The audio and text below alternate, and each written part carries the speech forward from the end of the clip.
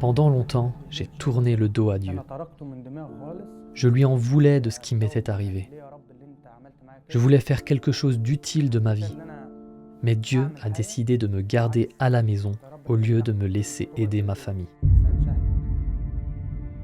Imaginez que le jour où vous avez choisi de suivre Jésus, cette décision vous avait ôté la possibilité d'obtenir un bon métier. Baher n'a pas besoin de l'imaginer. Lui et sa famille sont des chrétiens égyptiens. Dans leur région, la société est très intolérante à l'égard des chrétiens. Ils peuvent être considérés comme inférieurs, comme des citoyens de seconde zone. Souvent, cela signifie qu'ils ont peu d'options dans la vie et qu'ils doivent se cantonner à des emplois dangereux et mal payés, comme travailler dans une carrière de pierre. Quand on travaille dans une carrière, l'ensemble du processus est intrinsèquement dangereux. Vous pouvez le voir ici sur place, ces machines qui taillent le marbre peuvent réduire un homme en pièces. Elles sont alimentées sous haute tension, ce qui fait qu'on peut recevoir des chocs électriques ou souffrir d'une blessure traumatique. C'est un travail catégorisé comme dangereux. Il n'y a aucune sécurité dans un tel travail.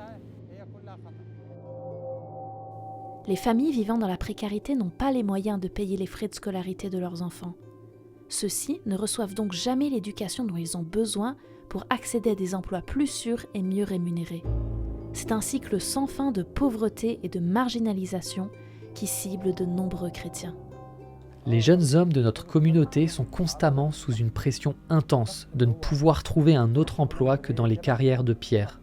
Il n'y a pas d'autre travail, comme l'élevage ou les champs, seulement les carrières. J'ai commencé à travailler à la carrière à l'âge de 13 ans. C'était une période terrible à vivre. J'ai dû abandonner l'école pour m'occuper de mon père et de mon frère aîné qui était en phase terminale. Nous n'avions pas d'autre revenu que mon travail à la carrière. C'était difficile de voir d'autres jeunes aller à l'école et pas moi. J'ai 4 sœurs.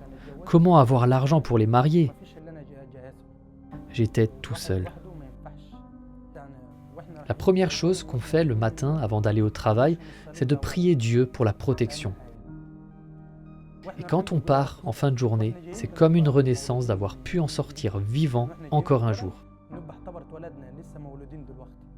Et ça, nous le vivons quotidiennement. Si tu n'es pas blessé par tout l'équipement dangereux, respirer les particules fines peuvent endommager les poumons et mener à une maladie chronique. C'est ce qui est arrivé à mon frère. Il en est mort.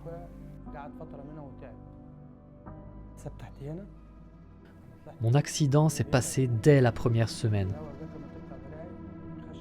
Je me suis ouvert la jambe, ça m'a fait tomber, sectionnant mon bras. Je me suis évanoui et me suis réveillé à l'hôpital.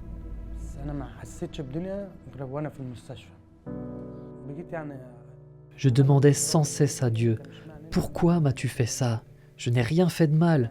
Je voulais juste aider ma famille. Pourquoi moi? Pourquoi m'as-tu choisi pour endurer une telle souffrance et devenir handicapé ?»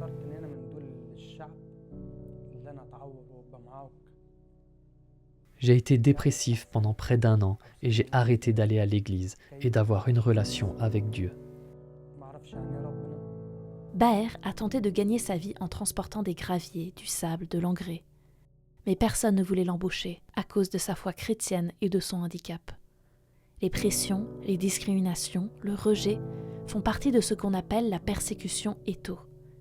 Contrairement aux actes de violence, symbolisés par le marteau, la persécution étau étouffe l'expression de la foi chrétienne par toutes sortes de pressions dans la vie quotidienne, de manière discrète mais systématique. En apprenant la situation de Baher, nos partenaires terrains sont venus à son aide. L'association s'est vraiment tenue à mes côtés et m'a aidé à me remettre. Ils m'ont donné du bétail pour commencer une nouvelle petite entreprise. Faire de l'élevage me rapporte de l'argent, j'ai pu acheter une maison. Dans le même temps, ces gens ont été essentiels à mon rétablissement. Grâce à eux, j'encourage les autres qui passent par les mêmes épreuves que moi en les guidant pour savoir par où commencer et comment continuer d'avancer. Puisque Dieu a pourvu quelqu'un pour m'aider, j'aime aider les autres. Sans eux, je n'aurais pas pu subvenir à mes besoins. je n'en serais pas là où je suis aujourd'hui. Cela m'a remonté le moral et restauré ma relation avec Dieu. Au début, je faisais des reproches à Dieu, mais maintenant je suis reconnaissant pour ce qui m'est arrivé. Je suis reconnaissant pour un tel fardeau. Cela renforcera encore plus ma résilience. Avant, ma famille et moi, nous blâmions Dieu. Maintenant, nous le louons. Quand je peux aller à l'église, je n'hésite pas. Même si je ne sais pas lire, j'ai appris à écouter la parole de Dieu dans mon groupe de disciples. J'ai une Bible audio et je l'écoute tout le temps, ainsi que des enregistrements de culte. Écouter des sermons réconforte mon âme. Depuis que l'association m'a tendu la main, je suis sur la bonne voie. Ils ont continué de me guider et de me conseiller. Dieu merci, j'ai écouté leurs conseils et je suis resté sur la bonne voie. Je veux dire à ceux qui sont passés par de telles souffrances, Dieu est amour. Tournez-vous vers Dieu et il tracera un chemin. Dieu est amour a été le verset qui m'a le plus réconforté dans ces moments. Jésus est tout pour moi.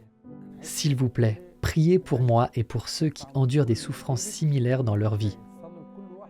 Qu'ils trouvent le chemin de Dieu et se tournent vers lui seul.